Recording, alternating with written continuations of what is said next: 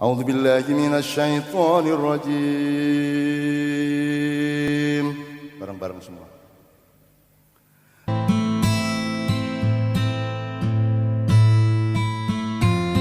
Sing ketok iki ganjarane akeh. Sing mburi-mburi aku ora iso ndelok ganjarane luwih akeh. Amin ya rabbal alamin. Ganjaran itu artinya hidup menjadi lebih mudah, bukan bebannya berkurang, tetapi kekuatan kita yang ditambah oleh Allah untuk menanggung beban itu. Karena hidup di dunia ini sistem nilainya dan ekosistem nilainya itu tidak sama dengan nanti di surga. Di surga nanti sampean batin apa wae kelakon ning kene nek ana wong loro batin barang sing padha njero sing entuk sijine kan mangkel kan gitu. Jadi di dunia ini kita pasti bertemu dengan potensi konflik. Surga seseorang bisa menjadi neraka bagi orang lain. Saya dulu secara ajaib bisa menikahi Mbak Novia itu, yang sakit hati banyak sekali. Tapi resikonya juga saya digoblok-goblokan. Mbak Via digoblok-goblokan orang-orang, kok gelem-geleme artis ayu kaya ngono, terkenal kok gelem untuk seniman ra cetha uripe kan gitu kan. Dan itu dirasani orang di mana-mana seperti itu gitu. Nah, jadi Bapak sekalian, mudah-mudahan di Solo ini tercipta atmosfer surga sidik-sidik, di mana ya sipne arep jangkep durung iso. Jadi potensi konflik itu bisa dikurangi dengan satu keadilan, nomor dua kearifan. Jadi keadilan itu nanti kita jelaskan bersama-sama. Rukun itu bukan sesuatu yang bisa kita bangun. Rukun itu adalah akibat dari keadilan, akibat dari keseimbangan satu sama lain. Gotong royong barang ora iso dijak. Gotong wong nek wis saling lega satu sama lain mesti otomatis dia akan gotong royong kan gitu. Nanti kita coba lacak bersama-sama apa kronologi ilmunya dikit-dikit saiso-isone. Sambil nanti saya minta penegasan dari para tokoh agama yang berbeda-beda, kan pasti beliau punya stabilo dan punya landasan yang sama sebenarnya tentang persatuan manusia, tentang kesatuan alam semesta dan seterusnya, termasuk Pak Muzamil. Nanti saya minta mengemukakan ayat-ayatnya yang saya tahu. Bismillahirrahmanirrahim. Sekarang saya ingin mendoakan mudah-mudahan semua yang hadir di sini oleh Tuhan besok pagi diberi kejutan. Diberi kejutan berupa sesuatu yang semula belum begitu yakin menjadi lebih yakin. Proyek yang belum jelas besok pagi jelas. Pekerjaan yang selama ini kurang berkah besok mulai berkah gitu ya. Dodolan kok ora cetha-cetha payu ora sesuk mulai payu gitu ya. Sing urung entuk jodoh bengi iki langsung wis entuk. Nah sing terakhir iki amine banter banget iki. Nek kepeksane urung entuk ya wis golek cagak-cagak apa wedhus ngono. Oke, bismillah, saya mendoakan Bapak-bapak, sahabat-sahabat saya dari berbagai macam agama di dalam Islam itu ada tradisi namanya sholawat. Sholawat itu adalah menyatakan cinta kepada Nabi Muhammad. Terus itu juga doa supaya Allah memberkahi Nabi Muhammad. Terus nanti teman-teman dari agama lain bingung, bagaimana wong nabinya aja masih minta didoakan. Bagaimana mungkin umatnya bisa beres, wong nabinya aja masih minta didoakan.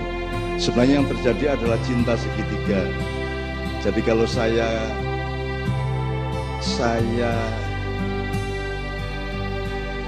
minta kepada Tuhan sesuatu, terus Tuhan tahu bahwa saya tidak mencintai kekasihnya Tuhan, maka dia ogah-ogahan mengabulkan permintaan saya. Nah, saya menyatakan cinta kepada Nabi Muhammad, Anda semua, itu supaya Tuhan tidak tega untuk tidak mengabulkan. Jadi ini hubungan cinta segitiga, Allah, Muhammad sama Anda. Jadi mohon izin saya kasih satu selawat dulu. Untuk selawat dari Islam ini tidak bermuara dan tidak berhulu maupun hilir kekuasaan, Pak, tetapi rahmatan lil alamin. jadi menjadi rahmat bagi semuanya. Makanya ucapannya kan ada dari swastiastu, ada salam sejahtera, ada shalom. Nah kalau dalam Islam kan assalamualaikum. Jadi kalau saya bilang assalamualaikum berarti saya menjamin Anda selamat. Saya tidak akan menindas Anda, saya tidak akan ngonek-ngonek Anda, saya tidak akan membuat Anda tidak aman, apapun saja. Harta Anda aman, tidak saya curi, martabat Anda aman, tidak saya rendahkan, dan nyawa Anda aman, tidak akan saya bunuh. Itulah assalamualaikum, kan gitu. Nah, nanti amannya apa nanti kita terangkan dengan Jawa lah. Sandang, pangan, papan, itu harus aman. Nah, sandang nanti kita jelaskan bersama-sama bahwa itu bukan hanya urusan pakaian karo badokan gitu ya. Itu urusannya sangat luas. Saya ngomong badokan kok Anda menjadi meriah ya. Jadi katanya tak oke ya, kata-kata ngono ya. Ah, begitu saya sebut yang begitu-begitu tuh langsung gembiranya ndak karu-karuan ya Pak. Nek sing tak sebut halus-halus ki ning adem-adem wae. Jadi ketok ya pancen derajatmu lah ya. Nek beliau ini kan dahar, ya toh, beliau ini dahar, saya nedo lah gitu ya. Gue sini ngarep-ngarep iki ya mangan, nah sini rada mburi kan wis badok. Mburi meneh nyekek, apa meneh ngelontor, apa meneh njeglak, nguntal gitu. Madura pasti punya bahasa kasarnya apa Pak? Abaduk, abaduk. Masih nabu baduk ya, nabu baduk ya. Baduk, podo jane, kosakatane podo. Madura itu bukan bagian dari rumpun Jawa. Madura itu adalah pinggirannya rumpun Melayu. Jadi bahasanya asal usulnya bahasa Melayu, tapi karena hidupnya sengsara di tanah yang tidak ada rumputnya, maka akhirnya kata-katanya selalu kasar-kasar. Dan karena di sana tidak begitu ada pohon-pohonan, maka mereka tidak ngerti bedanya hijau sama biru. Ngertinya langit itu biru, maka karena pohonnya juga tidak hijau-hijau amat, maka disebut biru juga. Jadi sampean kalau punya kencan sama orang Madura, diperjelas dulu hijau itu gini, biru itu gini gitu. Karena mereka tidak bisa membedakan gitu. Jadi nanti di surga mereka selalu bilang, wah surganya biru ya gitu, padahal hijau. SBY Madura itu ya serapopo, tapi itu kekasih saya lah. Orang Madura itu kekasih saya, kekasihnya Allah, kekasihnya Nabi Muhammad gitu. Loh kok Nabi Muhammad bareng ngasih wong Madura? Mungkin saja utlubul ilma walau bisin itu karpisin itu janjane ya Madura mungkin ya. Hubungannya apa ya orang ngerti, mungkin aku mengerti. Ke bismillah, jadi saya mohon satu selawat. Kemudian kita nyanyikan, saya minta Mbak Fia, Mas Imam, Mas Doni, Mas Islamianto dan Mbak Nia untuk membawakan satu nomor yang lama tidak dibawakan, satu medley. Ada lagu dari bermacam-macam latar belakang gitu. Enevo ya, Evenio ya. Oke, bismillah. Oke, bismillahirrahmanirrahim. Allahumma sholli wa sallim ala sayyidina Muhammad. Saya ingin kasih tahu satu hal. Ini pasar Klewannya sudah nanti. Berikan ke. Jadi pasar Kliwon itu pokoknya kalau teman-teman dari Yaman itu kan ngelumpuknya kan di sekitar sini ya. Jadi ada imigrasi cukup besar dari transmigrasi antar negara dari daerah Yaman, Arab sana ke sini. Dan yang datang ke sini memang rata-rata orang Yaman, yaitu pelantun-pelantun sholawat. Mereka para habaib atau habib, orang-orang yang mencintai Muhammad. Ya, nah. Jadi saya belajar sholawat itu dari pasar Kliwon gitu. Aku kira iso asline, kepeksa lah, rano sing gelem ya toh, tak lakoni ya toh. Kabeh do rawani ngetokke sholawat ning musolane dhewe, akhirnya aku nang ndi tak bawa ben wae do diarani desa ya pancen desa, arep ngopo aku jan desa. Nah, setelah saya umumkan terus saya ajak Mas Haddad semuanya ya, sampai sekarang ada Habib Syekh segala macam. Akhirnya kan selawat diterima di seluruh Indonesia dan seterusnya. Nah, teks atau buku atau kumpulan puisi yang indah yang berjudul Simtudur itu Simtuduror ya, itu dari Yaman ditransfer ke sini oleh cucu penulisnya, oleh putranya. Nah, Habib Elwi. Kena Pak Muzamil, sampean sing jelas Pak Muzamil. Terus timbangan aku di trombol terus iki. Jadi gimana ceritanya Simtud Duror ini, Pak Muzamil? Simtud Duror itu kan ditulis oleh Habib Ali bin Muhammad bin Husain Al-Habsyi, yang beliau itu tinggalnya di Sihun di Yaman, dan itu langsung dituntun oleh Nabi Muhammad SAW.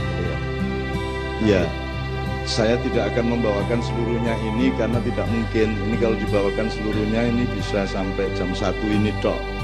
Itu pun tanpa musik, dan itu kan nanti Anda tidak jadi selawatan tapi hatimu mangkel, malah ndongak kelek nang aku nggur kena kowe dhewe malahan kan gitu.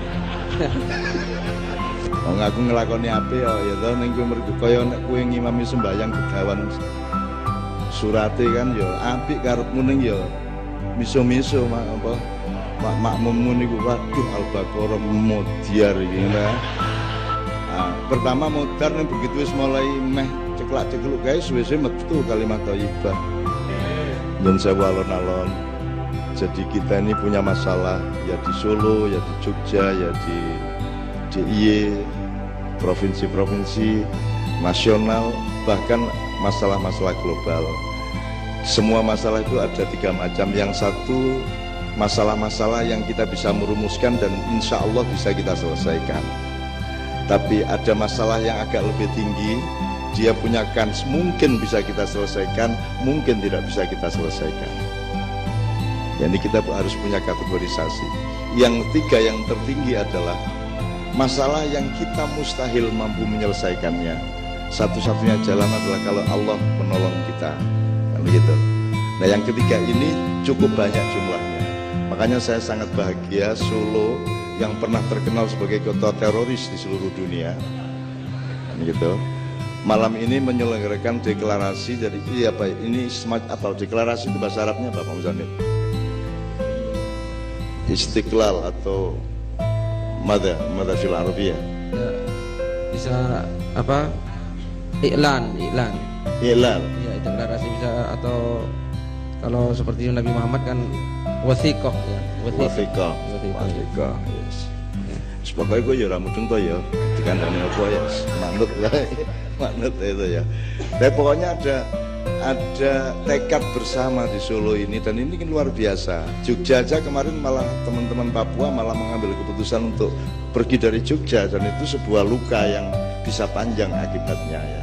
Dan belum ada recovery sampai hari ini. Di Solo yang terkenal dengan laskar-laskar bermacam-macam, terkenal dengan lirik-lirian antar golongan, antar agama, antar macam-macam, itu justru ada deklarasi yang luar biasa. Jadi deklarasi ini dihidupkan oleh kesadaran mengenai 5 pilar bangsa dan negara Republik Indonesia. Pilar pertama adalah soko gurune Indonesia itu ya rakyat Indonesia itu sendiri. Jadi syaratnya negara di tanah air itu ada rakyat. Jadi itu pilar 1. Ibarat masjid Demak itu yang paling tengah sing gede dhewe, itu rakyat. Jadi rakyat ini yang memiliki kedaulatan, yang memiliki tanah dan air, dan yang punya hak apa saja, itu rakyat. Yang nomor 2 adalah balungannya rakyat. Balungan itu kekuatannya, yaitu tentara dan polisi. Kalau dulu tentara rakyat Indonesia, sekarang terus kemudian Angkatan Bersenjata Republik Indonesia, sekarang TNI. Nah itu kan tulang belulang kita. Bayangin kalau Anda tidak punya tulang, kan ngelembrok ngene iki kan. Dadi nek mlaku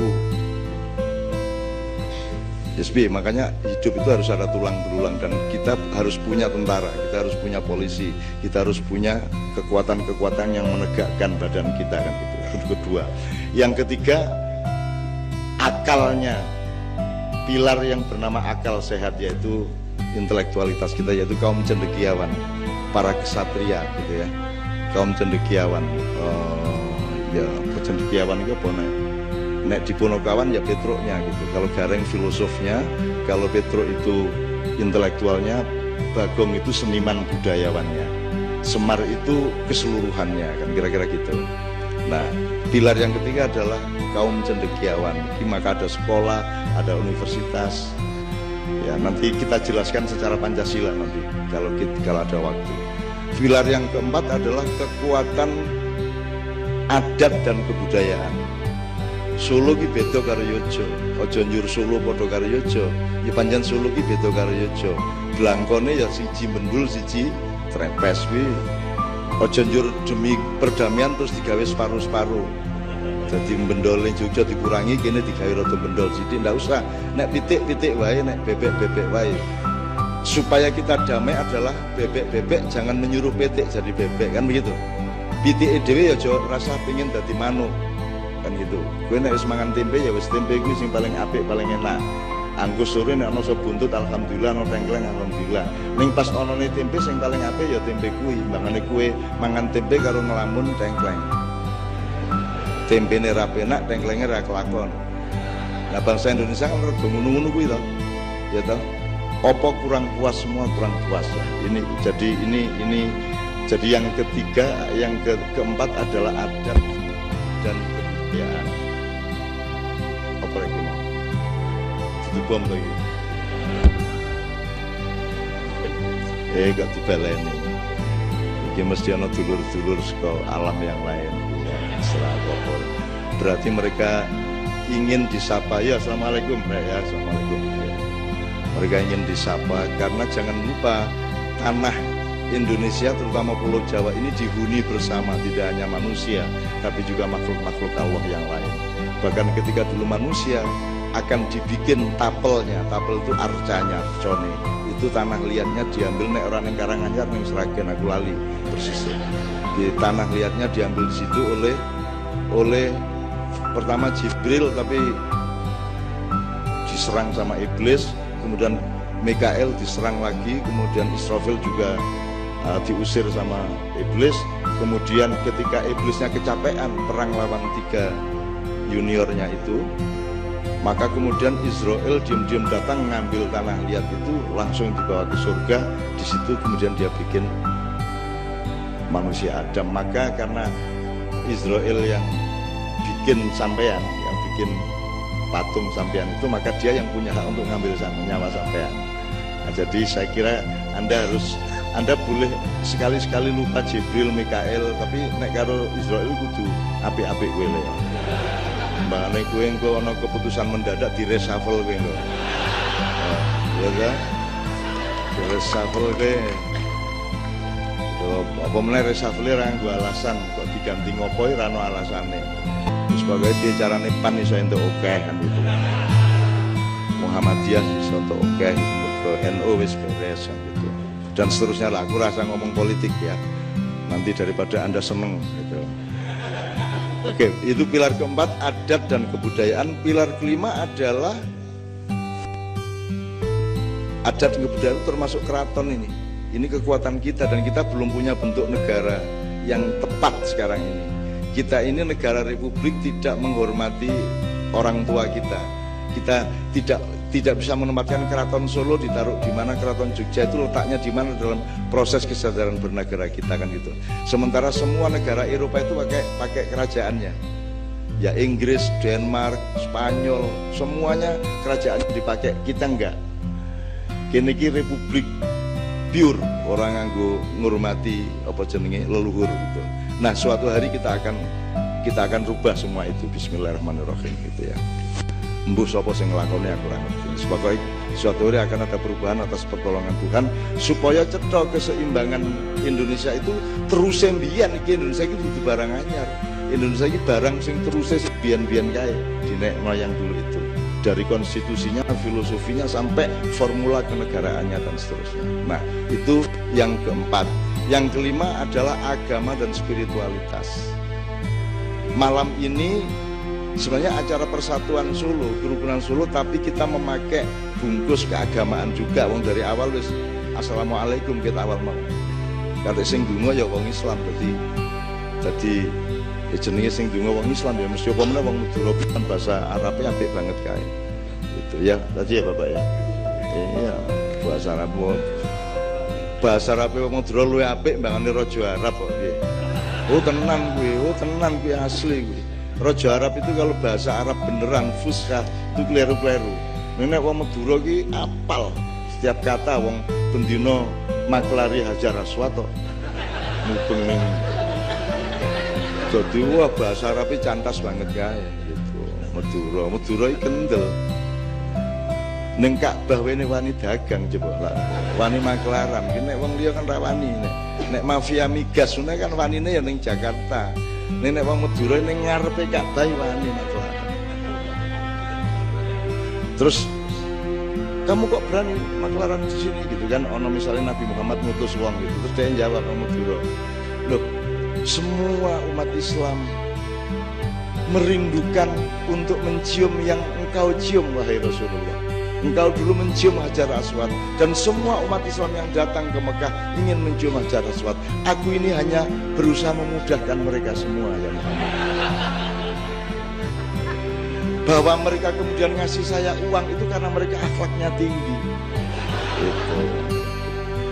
Itu wis dialognya wis khatam, tapi wis akhirnya tidak ada masalah, wis beres itu. Nah yang kelima ini yang kita tidak pernah terlalu memikirkan. Kudune piye to keraton iki diteruske apa ora? Posisine piye jane? Nek keraton wis ora ana tenan yo kok buang tenan ki eman apa ora? Apa yang bisa kita warisi dari keraton? Gitu loh. Dulu ada transformasi dari Mojopahit ke Demak dan yang transformasinya bukan hanya bedol negara tapi juga perubahan-perubahan konstitusi dan dasar-dasar nilainya. Dulu Hindu-Buddha kemudian ganti Islam pada abad ke-16 itu ada transformasi sampai hari ini Keraton Solo, Keraton Jogja juga terikat pada konstitusi Mataram Islam kan gitu. Jogja juga tetap terikat Mataram Islam, jadi mau apa saja tetap terikat di dalam konstitusi itu.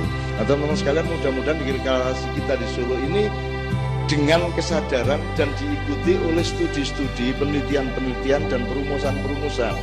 Sing arep bersatu ki sapa wae, nek ora cetha piye gitu. Kan nek arep gawe gaduh-gaduh kudu cetha kubise. Kubise kudu kubis. Kecambahe kudu kecambah, nggih mboten napa mleh. Kentange kudu kentang, aja njur kentang-kentangan. Aja kecambah, aja tuge-tugean. Karena sekarang ini kan tidak penting ayam bener apa tidak, yang penting rasa ayam sekarang. Gitu mboten. Yang penting rasa ayam. Gitu. Enggak penting mengamalkan Quran atau tidak, yang penting apal. Kan gitu kan? Kan begitu sekarang yang terjadi.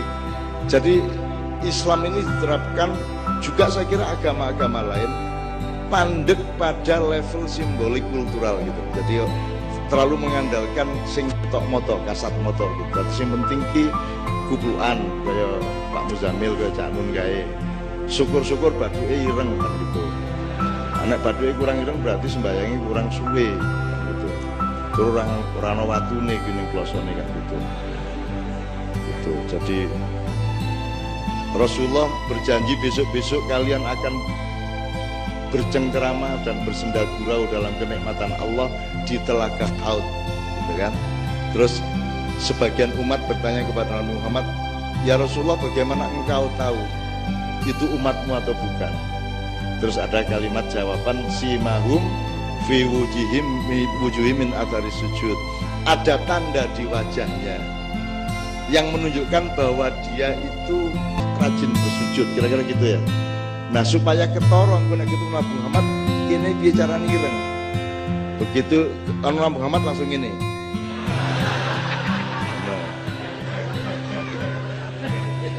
Nek perlu nggawa ana handphone dikai anu kae selfie ngene kae tuh jur sinare nyinare niki lho. Ireng lho iki lho. Umat jenengan lho kula niki gitu. Itu. Oke. Jadi 5 pilar itu mudah-mudahan menjadi kesadaran dan itu harus kita cari. Saya kira ada banyak yang harus kita benahi di negara kita ini Bapak-bapak. Termasuk hubungan antar agama, karena tidak ada kok orang bertengkar karena agama, itu aslinya tidak ada. Tidak ada mergo kowe Kristen aku Islam ya ora dikerengan ya ora ono jane. Mergo kowe wong Solo aku wong Yogyakarta kerengan ya ora ono kejaba bal-balan. Nek bal-balan ora peduli menang kalah, yang penting kerengane kan gitu kan. Itu kan Bu Brojo Musti Bu nang kene apa jenenge? Pasopati mbopo nek bal-balan tuh memang itu makhluk asing lah, makhluk aneh lah. Wani numpak dhuwure sepur wong 200 dhuwur gerbong wani kok. Kuwi kan malaikat kowe do metoko lho iki piye to iki menungso ya. Tur ora njur gocekan tegang kae ora cekelan di pinggir gerbong ya ndak, ya mending kerang kae karo ngerokok kaya ora apa-apa kae. Ini betul-betul makhluk luar biasa di Pulau Jawa ini, luar biasa. Terutama yang sepak bola. Dari situ teman-teman sekalian, saya akan pelan-pelan. Sebenarnya saya mengambil judul malam hari ini itu keseimbangan. Jadi hidup itu keseimbangan. Nek filsafati keadilan. Jadi bentrok itu tidak karena kamu Islam saya Kristen, tidak karena kamu orang Solo saya orang Yojo, tidak karena kamu cerek ijo tok orang mergo kuwi. Asline awake dhewe iki bentrok iki mergo ana sing ora jujur. Nggih mboten? Ana sing ora adil, ana sing geragas, ngoten gitu. Ana sing memanipulasi, ana sing nyolongan gitu loh kan.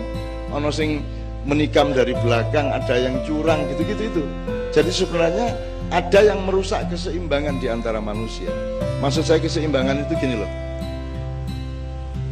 Misalnya kita ngomong sandang, pangan, papan. Sandang itu jangan dipikir cuma baju. Sandang itu kan lambang dari martabat hidup Anda. Kalau tidak percaya sederhana kok. Wis kono siji maju rene muda. Wis kowe sing ilang apamu? Pakaianmu apa martabat uripmu?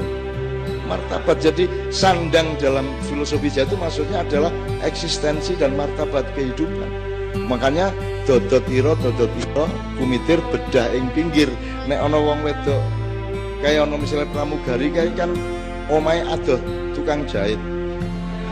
Dadi wis jangkep kaine nganti nisor ning kene ora kumanan benang, ora dijahit. Dadi nek mlaku iki pupune sing nganti dhuwur ketok kae. Nek ana angin njur Sidratul Muntahane ya samar-samar ketok kae. Gitu. Nah, kalau ketemu mereka, tolong Mbak, saya punya mesin jahit di rumah, tak jahitin gitu ya. Gimana ngomong apa kok Tuhan punya ini? Keseimbangan. Jadi sandang itu harga diri sebenarnya, dan harga diri itu bagian terpenting dari hidup manusia. Makanya disebut sandang dulu baru pangan. Mana yang lebih penting, makan atau berpakaian? Gue mangan beres ning muda piye kowe ayo. Piye, Edan to ya makanya ning nek ming ora mangan tapi kowe duwe martabat kan ming melarat ning ngono to. Ning nek kowe mangane beres ning ora berpakaian kan edan. Jadi makanya disebut sandang dulu baru pangan. Nah, pangan itu pun bukan orang yang kuliner. Selama ini kesadaran manusia kan kesadaran kuliner. Kita punya lidah dipakai untuk testing kuliner, untuk detektor kuliner. Apa dong, udah. Yang harus kita kasih makan kan semuanya, ya toh? Hati kita, pikiran kita, ya toh? Jiwa kita, rasa seni kita. Bayang nek menungso ora dipakani rasa seni nih. Rasa seni itu kan di semua kitab suci kan semua sastra ya Pak ya. Sangat indah semuanya. Kitab apa saja indah semuanya. Dan manusia butuh keindahan. Sampai soal nyuguhi panganan wae kudu nganggo keindahan. Betul enggak? Nyuguhi panganan lho. Wis nyuguhi ngombe wis rasa mangan wis ngombe tok. Kowe duwe daya. Kuwi kan nganggo cangkir, tutupe njur lepek, njur le nyuguhi nganggo nampan apa bagi kan gitu. Apa njur dayamu teko kok gak keceret saka pawon ngene iki. Lah ya ora, itu namanya tidak mengerti keindahan kan gitu kan. Jadi keindahan sangat penting. Mbak tadi kesini, Mas kesini kan kaosnya milih tadi.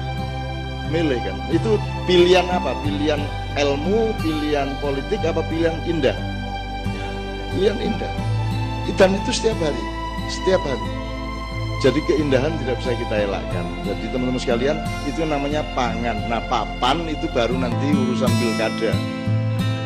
Papan, pilpres. Papan itu artinya setiap benda, setiap orang, setiap konteks harus menempati atau ditempatkan di tempat yang tepat. Itu namanya papan.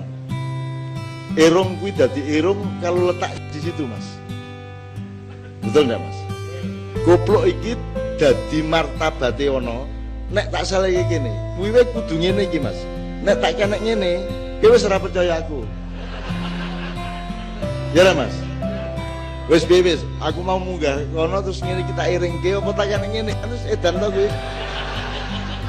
Jadi itu namanya papan, jelas ya. Jadi kelihatannya sandang pangan papan seolah-olah masalah fisik, enggak. Fisiknya, jasadnya, materinya paling pol 10%, yang 90% itu rohania. Papan rohaniamu namanya dalam Islam makom atau makomat, kan begitu. Semua ada tempatnya masing-masing. Ini cocoknya di mana, ini nek cara Jawa niki empan papan ya, empan papan ya. Atau bahasa modernnya proporsional. Itu kalau bahasa Arabnya apa Pak? Usai'in fi mahallihi. Wat usai'in fi Usai'in fi mahallihi. Usai'in fi mahallihi. Mahal itu tempat ya, wadah. Ya. Wadah. Oke Pak Muzamil, saya langsung shortcut sedikit sebelum kita teruskan. Saya mau nanti Bapak, tapi sebelum itu saya akan kasih lagu dulu dari Mbak Novia, Mas Imam, dan lain-lain. Setelah itu kita ngobrol bareng. Saya tanya dulu ini sampai jam berapa? Ya Pak, sampean dulu Pak, ngiragas kabeh to Pak. Ono sing subuh barang kula. Sebenarnya saya tidak tanya sampai jam, saya itu cuma mau ngecek sing duwe penggawean sing endi, sing nganggur sing ndi. Nah sing jawab subuh mesti ra duwe penggawean to Bu. Kan gitu. Aku jawab kok acara nganti subuh mesti penganggur iki cacah iki kan. Pak Muzamil, kemarin di Padang Bulan di Jombang, bulan kemarin kan kita menafsirkan beberapa ayat. Salah satunya adalah apa namanya gini. Pertanyaannya gini, apakah kalau orang berbuat baik itu untuk diterima Tuhan dia harus beragama Islam dulu atau tidak? Kemarin jawabannya tidak, karena ada dua ayat yang menyatakan tentang itu. Satu, firman Allah dalam Al-Quran, kuntum khaira ummatin ukhrijat linnas ta'muruna bil ma'ruf wa tanhauna 'anil munkar wa tu'minuna billah. Jadi Allah berfirman, kuntum khaira ummatin, kamu itu sebaik-baik umat, ta'muruna bil ma'ruf, satu, kamu memerintahkan kebaikan, wa tanhauna 'anil munkar, dan mencegah yang buruk, keburukan, kemungkaran. Tu'minuna billahnya ditaruh belakangan oleh Allah, dan kamu beriman kepada Allah. Berarti karena ditaruh nomor 3, orang berbuat baik tidak harus Islam dulu gitu. Jadi perbuatan baik itu mandiri. Baik adalah baik. Ya, begitu. Apapun identitasnya. Gitu ya. Sampai nulung wong ya nulung wong. Ya baiknya terletak pada nulungnya itu, tidak pada identitas atau KTP-nya gitu kan. Gitu ya. Nek ini tidak berlaku Pak Muzamil, kowe nek motormu kepleset yo ditulung wong, kowe takon sik, jenengan muslim sing mboten kok nulung kula. Wah mboten kula Kristen, ora rasa nulung kowe. Ora ana gunane kowe nulung aku ngono ya, kowe kira. Utawa nek ana wong tiba njur kowe sing arep nulung, kowe takon sik, kowe Islam apa Kristen? Islam kula. NU apa Muhammadiyah? Kowe gak ISIS kowe. Kowe nganti mudar kok tolong nek kok bener. Nggo NU sapa? NU Gus Dur apa NU Muhaimin? Kowe ditamu kowe Gus Durian apa NU garis lurus apa NU plengkang-plengkung apa? Kowe Muhammadiyah Syafi'iyah apa Muhammadiyah Malikiyah? Nek Syafi'iyah orang rokok, mergo pas Syafi'i marif ora tau ngerokok. Nek Muhammadiyah Malikiyah kuwi ngerokok terus mergo Pak Malik Fajar ora tau leren ngerokok. Aku sing endi? Aku nek kowe takon ngono kuwi untuk menolong orang, kita sibuk dengan identitasnya, maka selak gegar otak wonge ya. Oke. Ayat yang kedua apa Pak Muzamil? Ayat yang kedua dalam surat Al-Baqarah 62, A'udzubillahi minasyaitonirrajim, innal ladzina amanu wal ladzina hadu wan nasara was-sabiina man amana billahi wal yaumil akhir wa amila sholihan falahum ajruhum inda rabbihim wala khaufun alaihim wala hum yahzanun. Innal ladzina amanu, sungguhnya orang-orang yang beriman, wal ladzina hadu, dan orang-orang yang menganut agama Yahudi, wan nasara, dan orang-orang Nasrani, was-sabiina, dan orang-orang sabiin. Orang sabiin itu yang tidak Islam, tidak Yahudi, dan tidak Nasrani. Jadi dalam tafsir disebut orang yang pokoknya percaya adanya Tuhan. Man amana billahi wal yawmil akhir, siapa yang beriman kepada Allah, baik Islam, Yahudi, Nasrani dan Sabi'in, barang siapa yang beriman kepada Allah wa amila sholihan dan melakukan kebaikan, falahum ajruhum inda rabbihim, maka bagi mereka pahala mereka, wala khaufun alaihim walahum yahzanun, dan mereka tidak akan punya rasa takut dan punya rasa sedih dunia dan akhirat. Begitu. Jadi sangat jelas ya, teman beragama Kristen berbuat baik sama Allah, falahum ajruhum inda rabbihim, ya, sama Allah dikasih ajar. Ajar itu ya reward ya, apa, penghargaan atau pahala atau ganjaran dan seterusnya. Bahkan jelas ini ayatnya, jelas. Jadi sampean berbuat baik aja. Makanya setiap agama outputnya kan akhlak. Outputnya akhlak. Sholatnya itu, ibadahnya itu alat, itu dapurnya kan gitu. Tapi warungnya itu akhlak yang baik tadi kan gitu. Kon dari kue aja sibuk neng dapur wae. Gitu. Dapurnya tetap kudu resik, kudu apik, kudu tertib. Tapi yang dilihat orang kan duduk pawon nih. Yang dilihat orang adalah warungnya kan gitu. Nah warungnya kudu ada panganan yang sehat dan enak. Jadi mudah-mudahan ini memperkuat deklarasi pada malam hari ini. Gitu kan, soalnya kan nanti kan orang tuh, lu kok orang Islam kok berdamai sama Kristen bagaimana? Nah Rasulullah tuh gimana kira-kira, Pak Muzamil? Nabi Muhammad itu punya pembantu masih anak-anak Yahudi, dan sampai akhir hayatnya Yahudi tidak dipaksa oleh Rasulullah untuk masuk Islam. Anak itu. Nek kepengen kaya Rasulullah golek pembantu Yahudi ya. Rasulullah kalau dia teladan toleransi atau tidak? Teladan toleransi, buktinya dia punya pembantu, dibiarkan tidak dipaksa, beliau tetap menjalankan Islam, pembantunya Yahudi, ya oleh Rasulullah dibiarkan saja sampai satu ketika. Nah ini bukan karena dipaksa, anak ini sakit, pulang ke rumahnya dijenguk oleh Rasulullah SAW. Nah pada saat sakit itu Rasulullah datang, terus dia ingin masuk Islam atas kesadaran sendiri. Terus oleh Rasul dirembuk sama orang tuanya, gimana ini anakmu mau masuk Islam?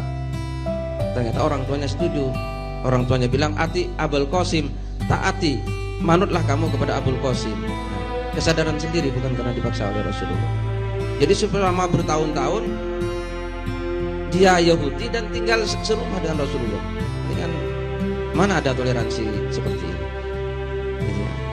Itu saya kira nggak ada seperti beliau.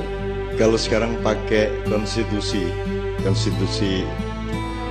kekhalifahan Rasulullah, kenabian dan risalahnya Rasulullah kan mengatakan innama bu'itsu liutammima makarimal akhlak. Jadi Rasulullah itu disuruh kerja keras itu untuk memperbaiki akhlak. Nah supaya akhlaknya baik dikasih training ibadah, sholat rajin, puasa dan seterusnya gitu ya. Nah, puasa itu menurut saya ibadah yang sangat unik ya Pak Muzamil ya. Karena kalau orang sholat bisa kelihatan, bisa direkam, kalau orang puasa bisa di video apa tidak. Yang bisa di video bukone ya. Tapi kalau orang puasa di video kan tidak bisa ya. Paling rahasia, ibadah paling rahasia. Anda tahu nggak, bapak Anda puasa atau tidak itu ngerti persis nggak? Atau anakmu poso pora ngerti lah orang itu. Makanya puasa itu kalau saya mengibaratkan, kalau orang sholat itu katakanlah di halaman rumahnya Tuhan, gitu ya. Kalau orang naik haji itu boleh masuk rumah. Tapi kalau orang puasa itu Anda berada di kamar pribadinya Allah, karena Allah mengatakan puasamu untukku, gitu ya. Illa sauma fa innahu li. Kullu amal ibni Adam lahu illa saum. Atau illa siyam gitu ya.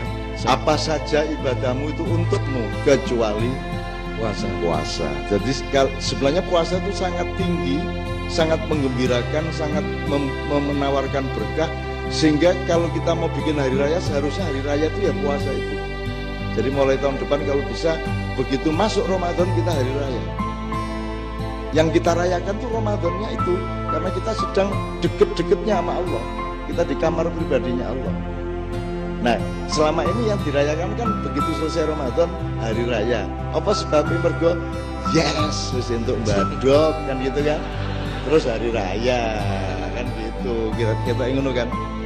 Jadi Idul Futur, bukan Idul Fitri ya. Idul Futur. Idul Futur, kembali makan kan gitu. Lha nek asline kan sing dirayakan kan sing ampuh to, sing top to. Nah, itu puasa. Mana mungkin kita bisa toleran rukun kalau tidak saling berpuasa. Berpuasa itu artinya mengerti batasnya. Kue ra entuk ngonekke aja ngonekke, kue cukup semene wae. Kue aja ngetokke kue sugih di depan tanggamu sing melarat banget kan gitu. Dan seterusnya, pokoknya menahan diri, menahan nafsu segala macam. Itu semua adalah puasa. Dan puasa sangat penting. Oke Bapak sekalian, sebelum saya mohon ke Bapak-bapak untuk satu persatu, panitia saya mohon untuk memberi untuk memandu siapa di antara bapak-bapak yang akan urut-urutannya, dan seterusnya saya mohon untuk dipandu oleh seorang panitia atau 2 orang, tidak apa-apa. Sebelumnya supaya pangannya jangkep ya, jadi iki mau wikir wis rada suwe iki mau mikir ya, ikine wis dikai panganan, saiki ikine dikai panganan. Nah untuk iki apa arep Jawa, apa arep Barat, apa arep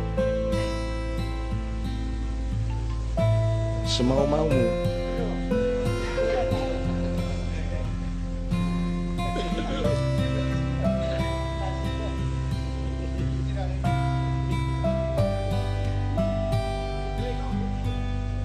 Mitlikong buju wiso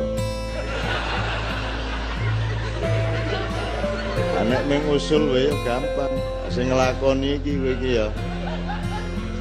Mitlikong buju sing kepriye coba kowe lak PR iki sesuk tak gawe aku.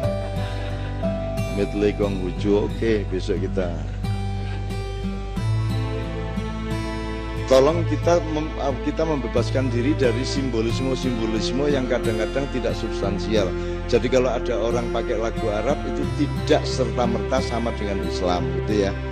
Kalau orang tadi kan saya lagunya Avenue Shalom Elohim tadi itu kan endingnya kan itu kan orang bilang kok lagu gereja dibawakan kan gitu. Kalau Anda lihat notasinya kan notasi Barat, bukan notasi Arab. Kalau Yesus dulu kan di Yerusalem, itu lagunya lagu Arab. Jadi seperti Yesus itu ya rengeng-rengengnya ya rada Arab. Nah kalau yang di gereja-gereja sekarang itu kan lagu Barat semua. Ketika kemudian Kristen melebar sampai ke Eropa kan begitu, maka kemudian disiplinnya disiplin Barat sampai hari ini. Itu sama dengan sampean kan juga saya sudah dikasih tahu teman-teman pendeta, pastor bahwa cemara kan Yesus sendiri kan nggak pernah lihat cemara. Orang ning kono suket wae angel ya. Oh itu kok cemara gitu. Jadi itu cemara itu sebenarnya itu ijtihad, itu hasil ijtihad. Itu muamalah, kalau dalam Islam itu hasil muamalah gitu loh. Jadi kayak tempat ibadahnya namanya masjid itu agama. Tapi gentengnya lah budaya tuh.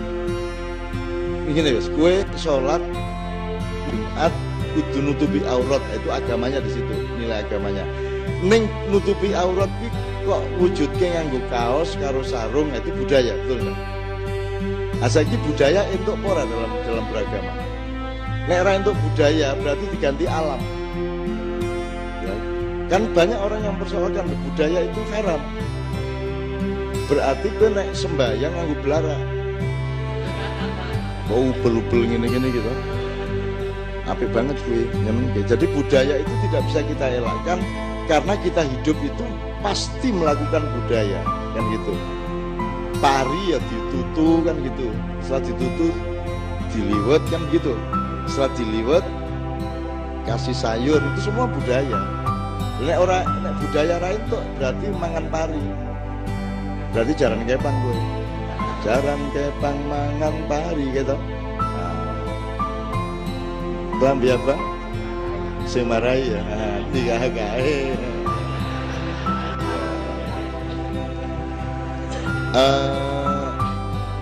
kita minta Mbak Novia, satu nomor Mbak Novia, apa ya? Terserah Mbak Novia kira-kira. Atau kita bawakan satu nomor ini, yang saya itu kan akhir-akhir ini, saya itu kan deket sama hampir semua orang lah ya. Misalnya Gus Plus bisa deket sejak dari bapaknya sampai Mas Yo, sampai anak-anaknya, sampai cucu-cucunya. Nah, Anda kan tahu lagunya Mas Tony Kuswoyo yang judulnya, yang dinyanyikan Yon, yang judulnya Andaikan Kau Datang. Andaikan kau datang kemari, gitu ya. Itu Yok cerita pada suatu itu tahun kemarin kira-kira, dan ada, Anda cari di YouTube ada. Yok cerita itu bukan lagu percintaan laki-laki dan perempuan, itu adalah lagunya Mas Tony menjelang meninggal. Dia menyesali hidupnya yang tidak terlalu dekat kepada Tuhan, dan kau itu di situ Tuhan. Terlalu, dari hidup itu terlalu indah dikenangkan, terlalu indah dilupakan, terlalu sedih untuk dikenang. Ya, gitu ya. Jadi yang dimaksud di situ Tuhan. Jadi dia takut nanti sesudah mati kalau ketemu Tuhan terus ngomong dia gigi. Andaikan kau datang kembali, terus jawaban apa yang kan ku beri, gitu ya. Adakah yang ku temui untuk kita kembali lagi. Itu artinya mbok entuk ora ku urip baleni remedi apa hair awengi kokean nang silir ya gitu kan, upamane lo ya, upamane mbok kula dikasih second chance lah, ke kesempatan kedua itu. Saya mohon kepada teman panitia untuk ikut bersama saya membagi share ya, membagi peluang ini, kesempatan ini untuk berbagi kedamaian, berbagi toleransi, berbagi kasih sayang.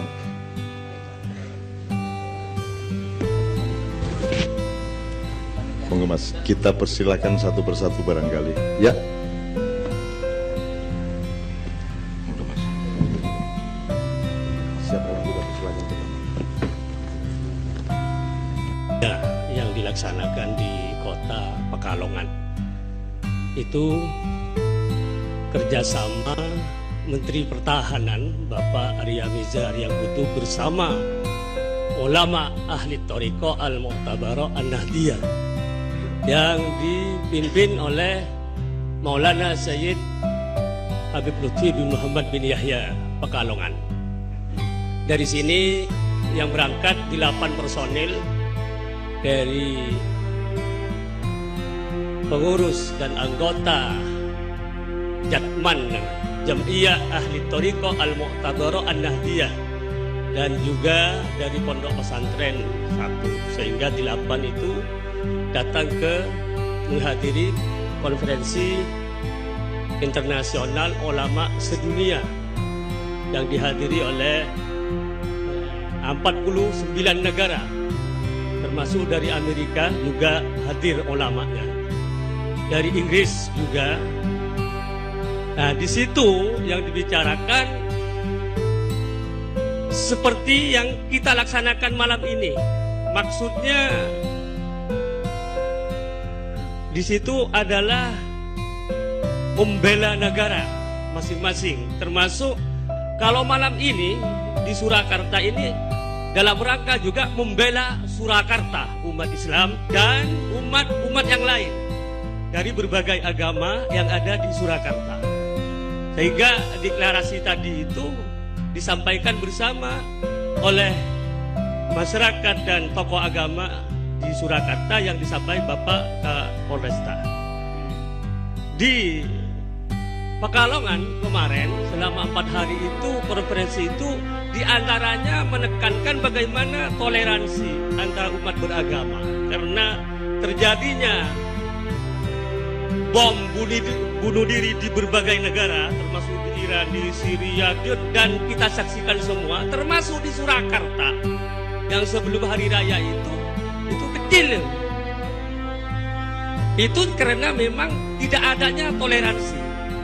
Jadi para ulama yang hadir ke Pekalongan itu menyampaikan di antaranya yang harus kita masyarakatkan, kita sosialisasikan adalah tasamuh antara kita semua, bainana wa bainakum, bainana wa bainahum, bainan nas, sedunia harus toleransi. Makanya acara malam ini adalah judulnya adalah Surakarta Dukung Toleransi. Kota berseri, kota solawat, kota toleransi. Ini adalah intinya membela kota Surakarta. Kalau Indonesia membela negara Indonesia. Saya kira itu sebagai oleh-oleh dari tokoh agama khususnya dari Islam yang ikut dalam konferensi internasional yang dilaksanakan di Pekalongan berkaitan dengan acara malam ini. Jadi kita semua di sini seperti apa yang dikatakan Bapak Kapolresta tadi harus menjaga Surakarta ini menjadi daerah yang aman, damai, tidak ada letupan-letupan kayak kemarin sebelum hari raya itu.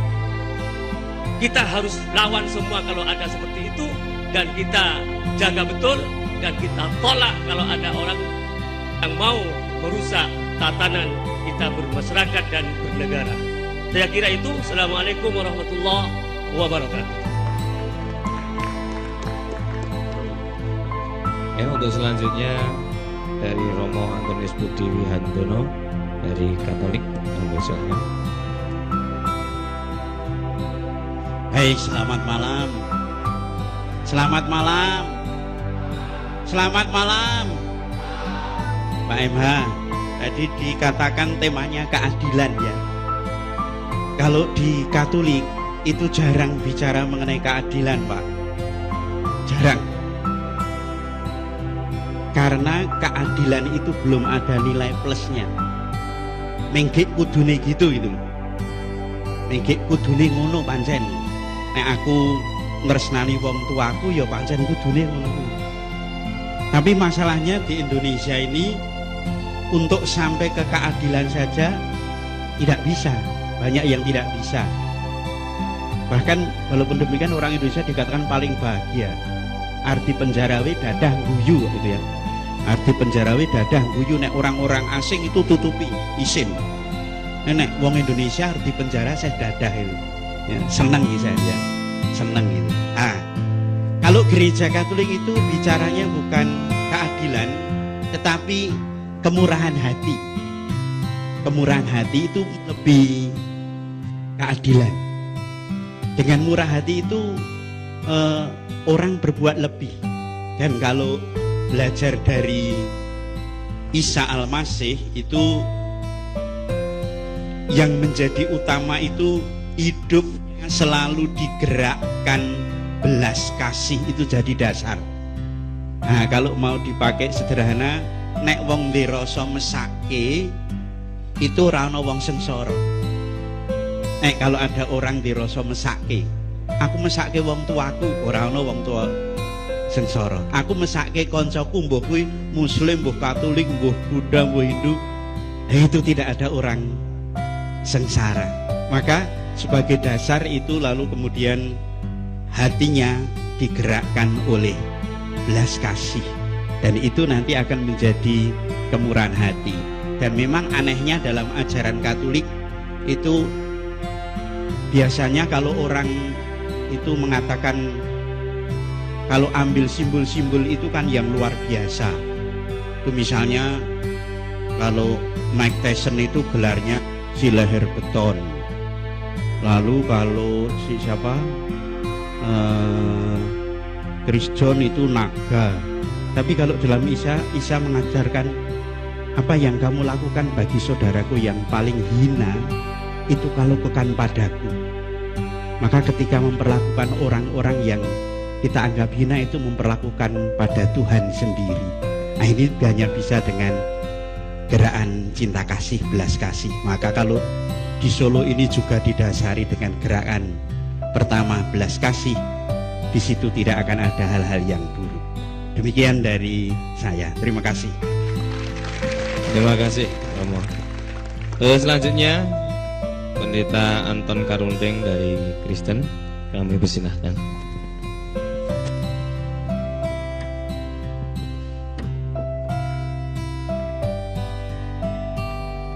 Selamat malam. Selamat malam. Shalom Aleichem. Tadi kan sudah dinyanyikan Shalom Aleichem ya. Jadi salam kita sama. Hukum yang terutama bagi orang Kristen adalah mengasihi Allah dengan segenap jiwa, segenap kekuatan, seluruh hidup, dan mengasihi sesama manusia seperti diri sendiri. Jadi toleransi ada di sana, saudara-saudara. Mengasihi siapapun itu hukum, dan itu harus dipraktekkan mulai dari diri sendiri. Saudara-saudara, saya tidak menyombongkan diri, tapi itu praktek yang memang saya hayati dari hukum agama yang saya anut.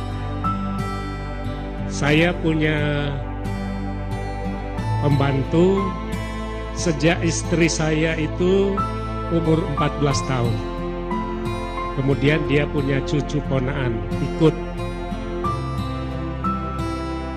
Lalu saya sekolahkan sampai lulus sarjana. Agamanya apa? Agamanya Islam.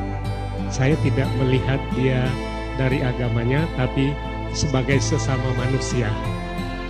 Nah, sekarang sudah lulus dan mulai kerja. Kira-kira 8 bulan ini dia bekerja di Solo juga ikut saya. Ya, saya tidak akan memaksa harus masuk Kristen, tidak. Silahkan, ada tempat sholatnya dan seterusnya. Mau puasa, bahkan dia sudah istilahnya khatam itu apa ya Pak? Menyelesaikan, ya sudah khatam katanya dia. Saya tidak terlalu mendalami gitu. Saya dorong saja supaya dia melakukan agama sesuai dengan keyakinannya. Jadi kita mengasihi sesama manusia, siapapun juga, seperti kita mengasihi diri sendiri. Itulah hukum dari Kristen. Demikian, terima kasih. Kok sudah Pak? Ya, masih bisa ditambah Pak? Iya silakan Pak. Ya, nanti iya lah, kita menganggap ini baru UUD 45-nya. Oh ya, masih yang lain lagi aja. Ini kita sepakati untuk kita bagi-bagi. Jadi saya tak berlagak sebagai orang yang seolah-olah lebih memahami Bapak Pastor dan Bapak Pendeta untuk menyambungkan ke Anda semua yang saya anggap agak kurang memahami dibanding saya. Kenapa ya Pak ya? Jadi saya ingin menjelaskan pada gini, karena ini anak-anak saya, mereka ini namanya generasi milenial. Generasi milenial itu generasi yang paling berperan di dalam menciptakan perilaku dan kecenderungan di sebuah milenium. Maka disebut milenial. Umurnya dari 17, 18 sampai 38, hampir 40 ini. Rata-rata begitu Pak umurnya. Dan mereka ini yang paling penting. Kejopo sing wis tuwa-tuwa kaya aku ya. Nah, yang dimaksud Bapak Pastor tadi itu gini, pertama, keadilan itu tidak akan pernah tercapai oleh manusia, sudah pasti. Jangankan keadilan, kebenaran juga tidak ada, kebaikan juga tidak ada.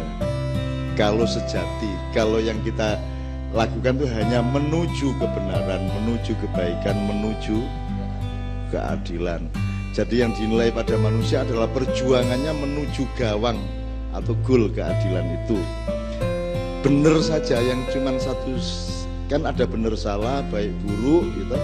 Terus nanti ada yang lebih inti, adil tidak adil. Terus ada sisi lain, indah tidak indah gitu ya. Satu sisi yang namanya benar saja itu kan juga ada 3, bener dewe, bener wong oke, bener kang sejati gitu kan. bener wong akeh itu yang membuat sejumlah orang menganggap ini yang bener maka dia bikin Golkar, yang lain oh ini yang bener maka bikin PKS, oh enggak yang itu yang bener tuh yang kayak gitu maka bikin Gerindra, maka mereka terus bikin NU, bikin Muhammadiyah, bikin macam-macam karena ada kebenaran kolektif pada sejumlah orang. Nah itu juga belum tentu benar, orang banyak belum tentu benar, apalagi orang bener dewe gitu ya. Nah yang membuat kita itu bentrok itu kan karena kelompok-kelompok itu gugu bener dewe kan gitu. Jadi kalau sering saya contohkan ya pitik teluruk ini neng Solo gitu. Kukuruyu. Kalau di Madura Pak, Madura. Kukuruno. Kukuruno. Kalau di Sunda kongkorongkong kan gitu. Pertanyaannya adalah yang benar yang mana? Kukuruyu apa kukurunu apa kongkorongkong? Sing bener pitike. Kan begitu. Nah, jarak antara koko ayam dengan kita mendirikan itu namanya tafsir. Tafsir itu melahirkan madhab dan pengelompokan kalau Islam ada Sunni, ada Syiah, ada Wahabi dan seterusnya. Itu karena pendengarannya berbeda terhadap koko ayam kan begitu. Kita harus saling menyadari bahwa yang benar itu ayam. Ini cuma tafsir saya, kukuruyu. Ini cuma tafsirnya Pak Muzamil, kukurunu. Nah, antara kukurunu dan kongkorongkong harus saling menyadari kelemahan masing-masing. Maka terjadi toleransi kan begitu. Kalau menganggap benernya sendiri ya itu yang menjadi bentrok. Karena masing-masing egois dan egosentris terhadap kebenaran yang mereka yakini. Saya teman-teman sekalian selalu mengatakan kepada Anda, nah aku ngomong opo wae aja dipercaya, kan gitu kan? Anda percayanya jangan ke saya itu cuma mengantarkan sejumlah bahan dan cara berpikir supaya kamu mengolahnya. Nanti kamu akan menemukan apa yang kamu percaya secara otentik dari pikiran dan hatimu sendiri. Jangan percayanya kepada saya. Jadi antara Anda dengan Tuhan itu jangan ada siapa-siapa. Anda sama Tuhan itu langsung. Bahwa Anda mendengarkan pastor, kiai, ulama, pendeta, biku, dan seterusnya, itu wacana. Tapi dia tidak mewakili Anda. Dan dia tidak bisa menyelamatkan Anda. Apakah pastor bisa menyelamatkan umatnya? Tidak bisa. Apakah kiai bisa menyelamatkan umatnya? Tidak bisa. Apakah ketua majelis ulama bisa menyelamatkan umat? Tidak bisa. Apakah ketua NU menyelamatkan nabiin? Tidak bisa. Hanya Anda sendiri yang bisa menyelamatkan dirimu di depan Tuhan. Maka kalau Anda beribadah kepada Tuhan, jangan ada siapa-siapa. Dan saya tidak mau ada di antara Anda dengan Tuhan. Susahnya pimpinan-pimpinan agama seneng manggon kuno kuwi. Jadi menjadi gerhana dia di tengah-tengah antara Tuhan dengan umatnya gitu loh. Karena di sini nih akses eksistensi kepemimpinan ada di situ, terus dia duwe jabatan, terus dia punya akses ekonomi kan begitu. Nah saya tidak mau ada di situ dan saya tidak mau Anda percaya. Saya kesini supaya Anda percaya sama Allah, tidak percaya sama saya. Gitu loh. Nah aku percaya kok aku disindir sama Allah. Gitu loh. Siapa panutanmu? Cak Nun gitu ya. Pane. Terus itu Nabi Muhammad ketemu aku panutan nih ngono gitu. Amodar ta aku. Aku nek disindir-sindir kaya ngono kuwi lho, aku yang mulane aku aja dadi panutan. Oh kowe ora iso ngenut aku, wong aku dudu kowe dudu aku. Sing iso kok ambil dari aku adalah sebagian yang relevan terhadap kamu, sebagian dari kecenderungan saya yang pas untuk kamu. Dan kalau kamu teruskan, kamu bukan niru saya, kamu meniru orang yang pihak yang sebelum saya, entah itu Nabi, entah itu Tuhan sendiri, bukan sayanya. Saya cuma akselerator dari nilai dan kecenderungan itu, betul enggak manusia lihat? Itu yang pertama. Kemudian untuk menjelaskan yang Bapak Pastor kemukakan tadi, kemurahan hati itu kalau di dalam Islam Halim namanya ya. Al-Halim, Allah yang maha murah hati. Sebenarnya murah hati, toleran, lomo itu kan mirip-mirip saja ya. Itu bulatan terus ada sisi-sisinya. Ada Bismillahirrahmanirrahim. Rahman itu cinta sosial, cinta yang meluas. Rohim itu cinta yang mendalam, yang vertikal. Karena garisnya ke gravitasi bumi sama ke langit yang satu garis. Jadi Rohim itu garis ke dalam dan ke atas. Kalau Rahman itu garis ke kiri, ke kanan, ke depan, ke belakang. Itu Rahman, kan gitu. Atau kalau pragmatis, aplikatif, yang dimaksud Pak Pastor tadi itu ihsan. Ihsan itu kebaikan yang lahir dari dirimu, tidak karena disuruh, tidak karena diwajibkan. Itu loh, itu namanya ihsan. Jadi kalau ingin anakmu seperti itu, jenenge ihsan, utawa nek kepingin entuk ihsan, goleke kanca sing jenenge ihsan. Biar carane ben entuk terus wong bocah iki seneng lomo gitu, ngekeian gitu kan. Nah, itu namanya kemurahan hati. Masalahnya, teman-teman sekalian, kemurahan hati itu tidak bisa jadi aturan, tidak bisa menjadi sistem, tidak bisa menjadi hukum positif. Sementara kita ini bernegara. Kalau bernegara itu harus ada kompromi untuk menyepakati pasal-pasal yang disebut hukum positif. Kan begitu? Ada Perdes sampai Permen sampai Kepres sampai konstitusi dan undang-undang, KUHP dan seterusnya. Itu semua hukum positif. Itu semua bukan untuk adil, tapi alat untuk menuju keadilan. Karena keadilan yang sebenarnya tidak pernah bisa Anda capai, tapi kita berjuang. Jadi ukuran manusia adalah berjuang apa tidak menuju ke sana, kan gitu. Jadi bukan adilnya tercapai, tidak mungkin tercapai, benar aja belum tentu tercapai kok. Apa yang saya yakini benar malam hari ini, mungkin nanti pulang ke Jogja saya ragu sendiri sama kebenaran saya, karena saya menemukan kebenaran yang lebih tinggi dari yang tadi saya omongkan. Betul enggak? Makanya Allahu Akbar, kalau Anda riayan itu, Allahu Akbar artinya bukan Allah Maha Besar, tapi Allah yang Maha lebih besar.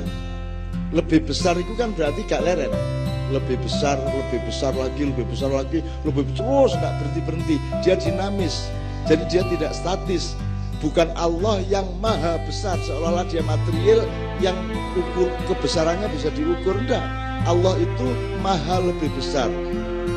Kok maha lebihnya itu apakah Allah memuai gitu? Biar sepiro, jur sepiro, barsak gunung Kelut, barsak gunung Semeru, ora. Di dalam kesadaranmu Tuhan itu makin lama makin agung, kan begitu? Makin lama makin agung. Jadi tidak pernah berhenti engkau mengagumi, mentakjubi Allah, sehingga disebut Allahu Akbar. Kalau Allah Maha Besar, bahasa Arabnya Allahu Kabir. Kalau orang yang besar badannya, bukan Allah, rojulun kabir, K-nya yang panjang. Kalau Allah, baknya yang panjang, kan gitu. Kabir sama kabir. Gitu. Kalau akbar itu maha lebih besar. Gitu. Jadi tidak pernah berhenti. Maka Bapak yang dijelaskan oleh beliau tadi adalah Anda tidak bisa terus-menerus mengandalkan perintah agama atau syariat, mengandalkan hukum negara, mengandalkan kewajiban-kewajiban sosial. Anda harus melahirkan toleransi dan perdamaian dan kesejukan dunia ini melalui hatimu sendiri yang penuh kemurahan. Itu yang dimaksud beliau tadi. Artinya kalau cari wali kota, cari bupati, cari presiden itu salah satu kriterianya kayak wongi loman ora gitu loh. Kayak wongi sayang ora karo wong cilik kan gitu. Itu bukan kredibilitas apa akuntabilitas apa mana sih jenenge, akseptabilitas, integritas. Lah piye lemu mudeng? Ora mudeng, mesti ora mudeng, tas-tas kuwi mesti ora mudeng. Wis ora mudeng. Lah pokoke ngene lho, kae ketoke raine, ketoke kok ya apik ya, gitu aja. Nganggo ilmu katuranggan aja gitu loh. Gitu loh sebenarnya. Oke ya teman sekalian, paham ya dimaksudnya yang beliau adalah betapa pentingnya manusia mengolah dirinya untuk punya output murah hati di tengah sistem yang tidak bisa dijamin, di tengah hukum yang sangat relatif. Di tengah Jessica salah apa tidak akan kebingungan, ya. Di tengah begitu banyak kasus-kasus nasional yang tidak jelas posisi hukumnya, gitu ya. Di tengah reshuffle yang tidak jelas alasannya apa kok dia diganti dan alasannya apa kok dia yang menggantikan, begitu. Semua tidak ada alasannya. Nah, andalan sementara di antara kita adalah kemurahan hati. Beliau tadi menganjurkan ya nek ngono antar kelompok beragama di Solo ini nek iso menomorsatukan kemurahan hati. Kan begitu. Kalau mengandalkan perjanjian atau mengandalkan hukum-hukum positif, hukum positif itu rendah derajatnya. Misalnya orang mencuri dihukum, kan begitu. Dia tidak, hukum itu tidak ngerti mencuri karena apa, tidak peduli. Yang penting gue nyolong. Bahkan sekarang orang belum menteror sudah disebut teroris. Durung ngapa-ngapa gue. Wis dicap teroris terus dihukum dan boleh dibunuh. Ini terjadi tidak hanya di Indonesia tapi secara internasional. Kan tidak boleh mengadili identitas, Pak. Tidak boleh ini ngecap kowe PKI itu tak hukum ra iso. Kowe kafir tak hukum ra iso. Nek kowe mateni wong lagi dihukum, kowe nyolong dihukum. Yang dihukum itu perbuatannya, meskipun yang mengalami hukuman adalah pelakunya. Tetapi titik hukuman itu berdasar perilakunya, bukan berdasar identitasnya. Sekarang kan identitas sudah diadili. Ini dicurigai kelompoknya Santoso digerebek, kan begitu. Lah terus piye nek ngene iki? Nek ngene aku iso ngarani kowe iki sesat iki sesat. Terus dia duwe kanca-kanca iki sak anake sesat kabeh. Terus nanti saya hukum Anda, enggak bisa dong. Jadi hukum positif itu lemah. Apalagi hukum positif yang subjektif seperti itu. Itu ono sekolah diarani teroris gitu kan. Sapi turute. Nah, teman-teman sekalian, malam ini kita mendapat penyadaran dari beliau bahwa wis ojo mengandalkan banyak hal di luar dirimu. Andalkanlah kemurahan hatimu sendiri kepada sesama manusia. Ngoten nggih? Napa nggih? Akan gitu kira-kira. Ngerti tuh aku, makanya gue ya lah. Lumayan loh. Aku ora tau melu misal. Nek aku ngerti yo. Artinya konco-konco Katolik aku ngerti kebiasaannya, habitatnya dan ekosistem rohaninya aku ngerti kebian mergo aku saya temennya Romo Mangun, saya temennya Romo Jighartoko, saya temennya Romo Kuntoro, Romo Van Dongene di Nijmegen, Romo yang di Romo Magnus, Romo Girjito sak pitu tahu, aku biyen iki tahu dipolo karo pastor-pastor ning Klaten ku ning gereja, Pak. Seminggu aku ning kono kuwi. Ditakoni terus kae. Dadi aku ijen musuh pendeta semono kae, pastor semono kae. Ning ya dikai nggon sembayang gitu. Jadi saya di situ sendirian dan pokoknya saya jadi orang Islam sendirian hidup di situ. Saya sesi tiap hari itu, berhari-hari itu. Dan saya hafal sama teman-teman itu gitu. Dan aku koncone dan aku sering ganggu-ganggu. Jadi ketika Romo Mangun dulu masih sugeng, itu pernah kami diskusi di LIPI. Romo Mangun ngomong apik banget ya, terus setelah itu saya dan aku ngomong, saudara jangan percaya sama Romo Mangun. Nah, Romo Mangun itu ala itu politik itu. Romo Mangun itu sebenarnya diem-diem dia punya proyek. Dan itu dia itu membiayai banyak kristenisasi di Indonesia. Romo Mangun kan pucet, biaya kiai ngono iki. Pucet iki. Wah, aku tenang kae. Jangan percaya sama beliau. Beliau punya rumah makan sedunia. Nek ora percaya kae delok gambare kae. Lah persis Romo Mangun kae to. Kolonel Sanders ya. Itu persis Romo Mangun. Wah, yo asu bajingan wae. Dinesone aku. Lah aku main geguyon, saya kan kalau nggak bisa guyon nggak sedulur ya Mas ya, nggak sedulur gitu. Nah saya guyon sama beliau-beliau semua, konco-konco kabeh aku dolanan apa jenenge guyon kaya ngono dan guyon kuwi kadang-kadang ya kenemenen jenenge wong ora duwe jabatan ya ora apa-apa ta ora macam-macam. Ora duwe jabatan, ora duwe posisi, ora papane ra cetha, pangane ya sok-sok ana sok-sok ora ana. Nek ming apa jenenge sandange sing cetha kan gitu kan. Oke, teman-teman sekalian, kita satu nomor lagi kemudian kita teruskan bapak-bapak dari agama-agama yang lain gitu ya. Satu nomor ini saya minta seperti biasanya Mas Doni sama Mas Imam. Kemudian nanti kita teruskan Mbak Novia lagi, Mbak Nia dan seterusnya. Nyun sewu, ini persembahan khusus untuk bapak-bapak. Ini Kiai Kanjeng ini memperjuangkan titik adil. Jadi ojo Jawa tok ning ya ojo barat tok ning ya ojo Arab tok. Kabeh iki nek iso dikai porsi yang seimbang dan menuju keadilan satu sama lain. Kira-kira gitu. Bahasanya kalau di daerah Merapi Jawane digawa, Arabe digarap, Barate diruwat. Kira-kira gitu kan ya. Ora apa-apa karo wong barat ya ora apa-apa ning diruwat sih. Arab ora apa-apa mlebu ning digarap sih. Aja njur kowe dadi wong Arab, aku iki wong Jawa ya. Kowe iki cublak-cublak suweng diapa-apake. Kowe dudu wong Arab. Akeh ya dudu wong Jawa. Dan Anda jadi orang Jawa itu yang mewajibkan adalah Allah, yang mentakdirkan adalah Allah, dan kita harus taat. Gue gelem ora gelem kuwi dikasih dogma oleh Allah. Anda jadi Anda itu kan dogma. Iso kok nyang ora? Iso kok nyang ora? Kowe iki kowe iso kok nyang ora? Mboten to, berarti kuwi dogma dan itu takdir. Terus ora iso kok bantah. Kowe menyerah wae.